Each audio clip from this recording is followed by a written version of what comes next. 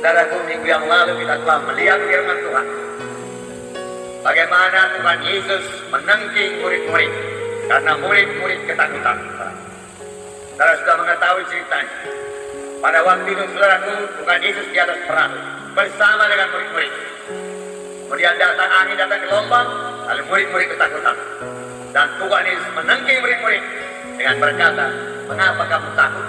Mengapa kamu tidak percaya?" Tuhan Yesus tidak suka murid-murid takut. Demikian Tuhan tidak suka kalau kita takut, karena Tuhan dalam kita. Murid-murid juga memiliki Yesus bersama-sama dengan di dalam perahu. Tapi kita lebih lagi, kita memiliki Tuhan Yesus. Kita memiliki Roh Kudus yang tinggal dalam kita. Harusnya saudara, kalau mereka percaya, mereka tidak takut. Dan Tuhan menengking murid-murid. Mengapa kamu takut? Minggu yang lewat telah saya katakan kepada saudara, banyak alasan secara manusiawi murid-murid menjadi takut. Karena gelombang sudah begitu besar, angin sudah begitu terang, air sudah masuk dalam perahu. Sebentar lagi perahu tenggelam. Wajarlah kalau mereka takut, saudara. Tapi Tuhan Yesus tidak menghendaki mereka takut, walaupun dalam keadaan yang demikian. Sebab yang pertama, saudaraku, karena Yesus beserta dengan mereka. Yang kedua, saudaraku, karena Yesus sendiri sudah berkata ke seberang.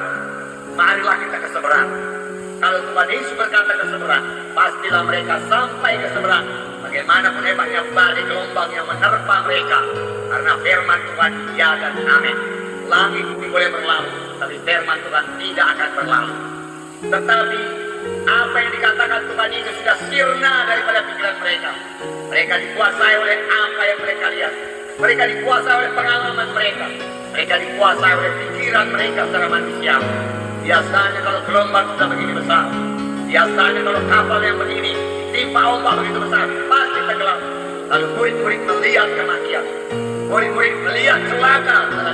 Tapi Yesus begitu tenang tidur di buritan kapal. Mengapa, saudara?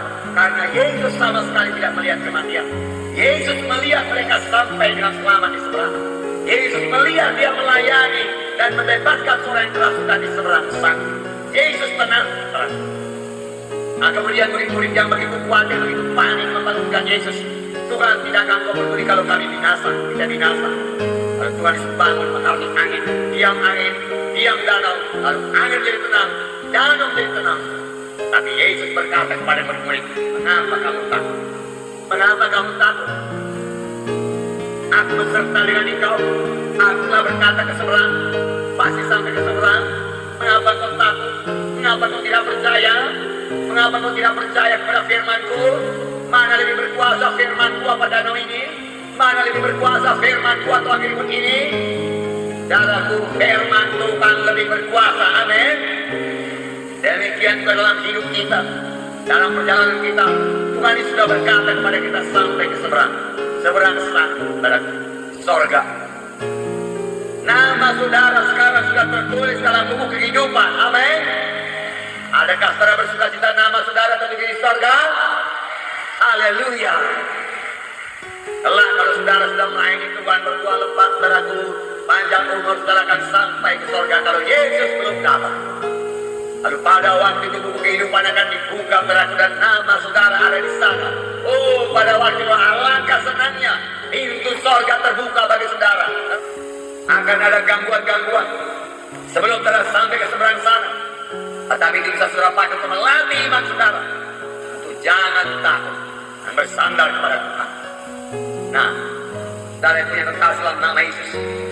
Tuhan Yesus berkata lagi dalam Matius 6 ayat 25-33. Matius 6 ayat 25-33. Buka kitab saudara. Sini dikatakan jangan khawatir. Jangan khawatir karena apa yang kau makan. Jangan khawatir apa yang kau pakai. Kemudian dikatakan Tuhan, cari dahulu kerajaan Allah. Saudara, jangan karena makanan saudara tidak kebahagiaan pada hari Minggu. Jangan karena mencari uang saudara tidak kebahagiaan pada hari Minggu, saudaraku. Jangan, saudaraku, karena saudaraku mengurus pakaian, saudaraku, mengurus materi dunia ini saudara tidak kebahagiaan pada hari Minggu. Firman Tuhan berkata, carilah dahulu kerajaan surga dan kebenarannya, maka sekaliannya akan ditambahkan padamu, ditambahkan padamu, ditambahkan padamu. Nah, Yesus berjalan di atas air, saudara. Murid-murid ketakutan lagi, itu hantu dia katakan. Murid-murid selalu mereka-reka yang jelek. Sebagai orang Kristen jangan mereka-reka yang jelek. Jangan berpikir yang buruk pasti jadi. Dalam pikirkan yang baik pasti jadi. Nah, saudara, Tuhan tidak suka kita takut. Tuhan suka kalau kita percaya. Kalau kita tidak takut, saudara, percaya penuh kepada-Nya. Sekali lagi Tuhan berkata kepada murid-murid, tenanglah hati, jangan takut. Masa kamu tidak kenal badan? Itu saudara menjadi berani. Kalau betul engkau itu Tuhan sungguh aku dalam berjalan air. Dan berkata, mari, haleluya. Saudara, saya kasih dalam nama Yesus. Tuhan tidak marah. Petrus meminta mujizat Tuhan, Tuhan tidak marah. Tuhan tidak berkata nanti Petrus sudah kau sempurna dari imanmu, sempurna kesucianmu, baru kau boleh berjalan di atas air. Tidak. Kalau kau percaya, mari. Sama sebagaimana iman jadi padamu. Petrus beriman dan Petrus turun dari air, turun ke air, lalu berjalan di atas air. Alangkah indahnya Petrus berjalan di atas air. Saudara yang bersuka cita dan bersorak-sorai dan berkata, haleluya Tuhan. Kau memberikan kuasa kepada berjalan di atas air. Haleluya, haleluya. Melompat-lompat di atas air. Pasti bisa, Tuhan. Nanti kemudian dia timbang pikirannya. Penglihatan matanya. Karena firman Tuhan berkata, ketika dilihatnya melompat dan dirasanya angin, takut, lagi-lagi takut. Lalu dia mulai tenggelam. Dari sini kita belajar, takut menutup kuasa Tuhan. Takut keraguan membunuh iman. Kalau datang takut, iman pun keluar. Oleh sebab itu berkali-kali Tuhan berkata, jangan takut, jangan takut. Dan takut itu, saudaraku, yang lebih parah lagi, saudaraku, mengundang kuasa setan. Kita takut kuasa setan datang. Oleh sebab itu jangan takut.